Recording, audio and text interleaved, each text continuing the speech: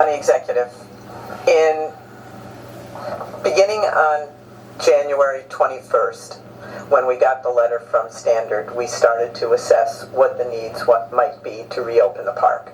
And the areas fall into three different areas as to what we needed to evaluate, a big evaluation. We needed to have conversations with Standard Amusement, even though they had sent us the termination notice, and even though we knew we were going to get into an arbitration process, there were questions that we needed to ask them to see what condition the park was left in. So first of all, we reviewed all of the contracts that Standard had with various vendors within the park. In April of this year, the county entered into a new agreement with the Tiki Bar. We are continuing that contract, but it is a contract between the county and Tiki Bar. That restaurant will be open. They will also be providing food services for the pool and beach area.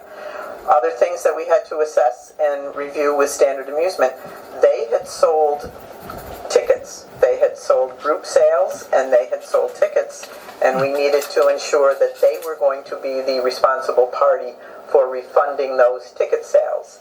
So that is underway. We are reviewing their program and their instruments for point of sale ticketing to see if those issues are in good shape, if those items are manageable and operable. So we are in those conversations with Standard Amusement for those limited items. The next area was pool and beach. As the county executive mentioned, the county invested $125 million in infrastructure in the park, and that included a brand new pool and beach area and bathhouse. So we have started that process. First and foremost, on Sunday, May 4th, the dog beach closed for dogs so that the county parks department can begin the cleanup, which is quite extensive, so that people can use the beach as a beach for the sound. So that's underway. We had to do a structural assessment of the pool, and then that was done by DPW and their contractors, and then we filled the pool to make sure there were no leaks, that there were no issues with the integrity of the pool. That has been done, and the pool is in solid shape. And last is interviewing and hiring lifeguards, so that when we open the beach and the pool, we have the appropriate staffing. So we had already started that process for the rest of our pools in the county system. We just expanded that to Playland. So that has been done, and that is underway as well. The last area, which is what everybody is very interested in, is the amusement park. As the county executive mentioned, the amusement park rides were not kept in good condition. And that was us assessing visually. We determined that was not enough. So in February, we issued an RFP. We retained Von Drieska Leisure from Ohio.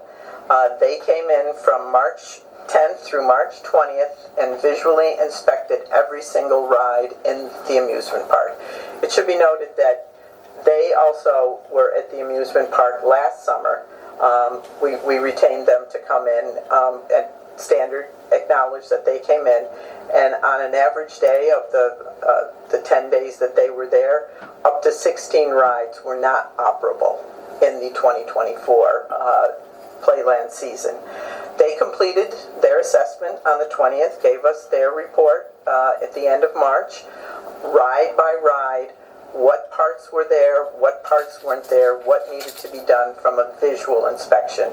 At that point, we began what is known as non-destructive testing, where you test to see. It's a very detailed forensic testing to make sure that the rides are safe. That is underway right now.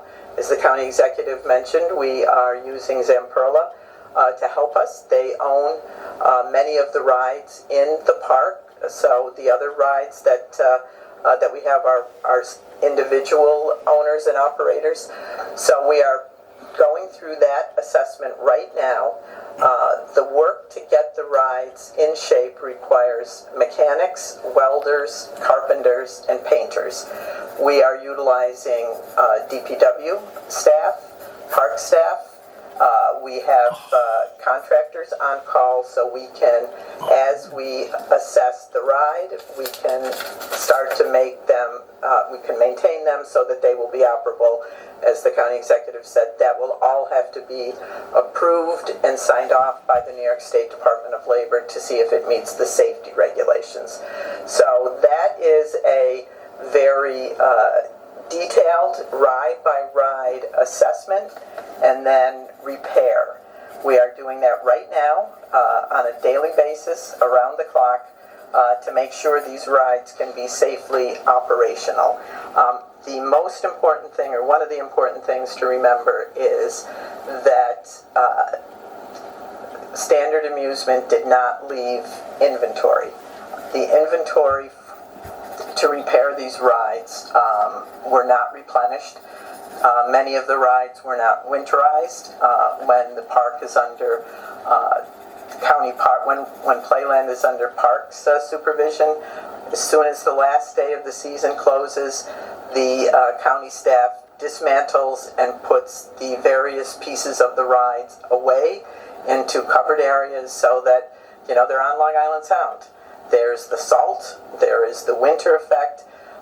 These rides were not winterized. They were left out in the elements, and the supplies and materials to bring them back to a safe operational condition was not met. So we are using all of our resources, all of the mechanics and welders that work in our various departments are on board and helping out. They're out there today.